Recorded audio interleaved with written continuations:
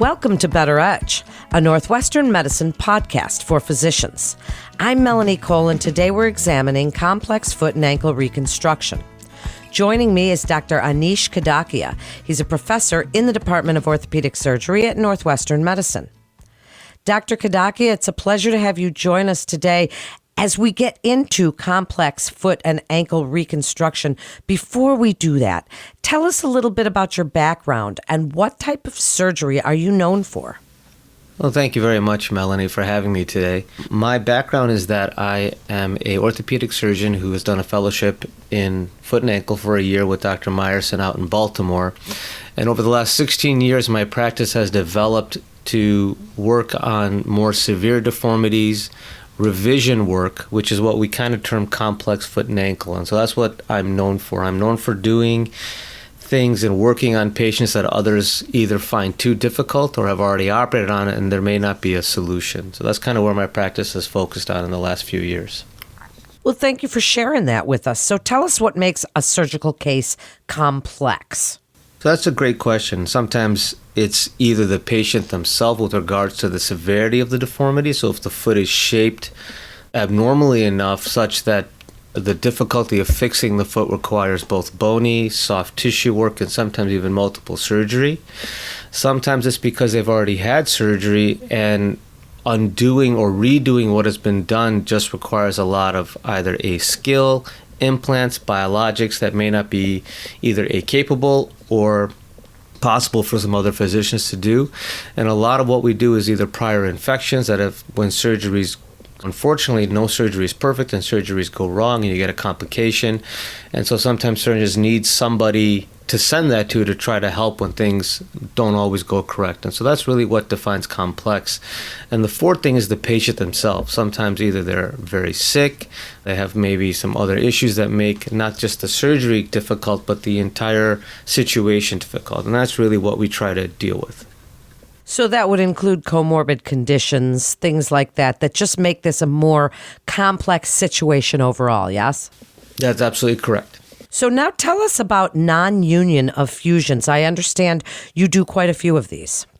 Yes, I do. So when you look at fusions, a fusion, just to know what that is where you take two bones and you remove the cartilage and you try to make them grow together with either screws or plates or some metallic construct. And unfortunately, that doesn't always work. And so we fuse the ankle sometimes, the back of the foot, the middle of the foot, or the big toe, trying to minimize somebody's pain. And you lose motion with that, but you're trying to get them more functional. The problem is that doesn't work, and it can happen about 5 to 10% of the time. And then redoing the fusion is much more difficult because the biology is a problem. There's some loss of bone, and that's probably the most complicated part because when we do a fusion, we take down cartilage and some bone. And if that doesn't heal now, you have a gap between the two bones. And so trying to get those to heal can be a big deal. In some cases, people come to us because they are being told they need an amputation and no one can help them. So we've developed techniques using your stem cells from your pelvis. We've used bone graft of wedges to reconstruct the bone itself. I don't use a tourniquet, so we try to minimize the amount of blood flow restriction that occurs during surgery.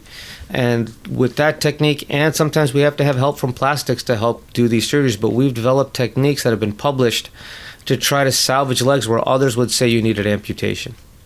It's amazing. What an exciting time to be doing what you do. Dr. Kadakia, so one of the things that I found in healthcare around the board, and this is for other clinicians and other providers, is how you work with other types of surgeons for the best outcomes. Tell us about the multidisciplinary approach for these patients. What does that team look like? Absolutely. So, it's interesting. In the United States, a lot of surgeons really operate alone. And when I travel around the world, it's a much more team-focused approach where in many cases, two surgeons are usually present during the case. And so I've kind of brought that concept back here at Northwestern. So what we do is we work very closely with the plastic surgeon for any nerve work that needs to be done, any wound care that needs to be done. So if I see a patient that needs revision work, and sometimes even a primary work, and we notice a problem, we send them to our plastic surgery colleagues. We'll get vascular involved if we need to. before we come up with the surgical plan so that we have the best option for them.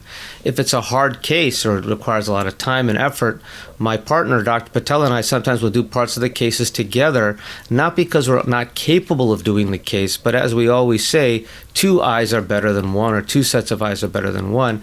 And that's bringing the concept that a lot of the world does, where you have multiple surgeons trying to help these hard cases to give them the best chance of doing well. And it's really something that we can provide at Northwestern, which a lot of private practices and community can't do, just because it's not a financially viable scenario. We do it because it's better for the patient, not for any other reason. Such an important point that you made. So now I'd like you to talk about biologic augmentation and surgical techniques that are used for complex foot and ankle reconstruction. So one of the things that I think the evolution is, and we can see that now with medicine, is not just relying on plates and screws, which is what orthopedic surgery has been for 100 years probably. What we now are trying to do is maximize the biology, so trying to make the body heal itself or doing things of that nature that augment our metallic fixation. So for example, in the clinic, we use something called PRP, platelet-rich plasma, where we try to inject that into the tendons and the joints to avoid surgery. At the time of surgery, we're very heavily dependent for these complex cases on using either, we call it mesenchymal signaling cells, which is the colloquial term is stem cells. We use things called BMP, which is a protein that's designed to make the body heal.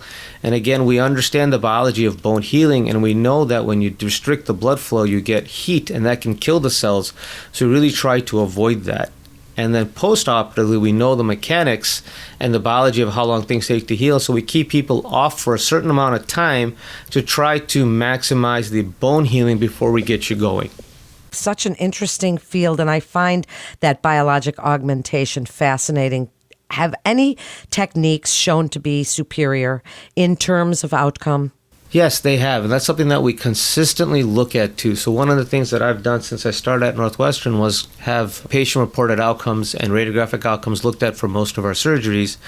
And so one of the things that we were dealing with were these fusions of the ankle where somebody has a significant amount of bone loss, 1 inch to 2 inches of missing bone, sometimes even more. And many of these patients either require an amputation or a surgery that's called a bone block fusion, where we take somebody else's hip bone and stick it in there and try to reconstruct their leg.